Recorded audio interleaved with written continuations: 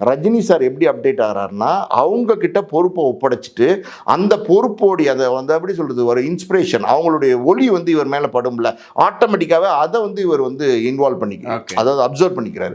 Observe பண்ணி இவர் தன்னுடைய வெளிப்பாடு, இவருக்குன்னு ஒரு ஆர்டிஸ்ட் அத குடுத்து சக்சஸ் பண்றாரு. இப்ப கமல் பார்த்தீங்கன்னா, விக்ரம் பண்ணாரு. விக்ரம்க்கு அப்புறம் பார்த்தீங்கன்னா, அதாவது சங்கரோட சேர்ந்து தான் இந்தியன் 2 பண்ணாரு. ஆனா இந்தியன் 2 வந்து நம்ம பெரிய குறை சொல்ல முடியாது. காரணம் என்னன்னா, நீண்ட இடைவெளிக்கு முன்னாடி கிட்டத்தட்ட 6 வருஷத்துக்கு முன்னாடி ஆரம்பிச்சு நிறைய தடைகள் அந்த படத்துல. அதுக்கப்புறம் வந்து ரிலீஸ் பண்ணலாமா வேணாமா, எடுப்பாங்களா மாட்டாங்களா, இந்த மாதிரி பிரச்சனைகள் எல்லாம் தாண்டி வந்து விக்ரம் 2 இது இந்தியன் 2 வந்து வந்துச்சு.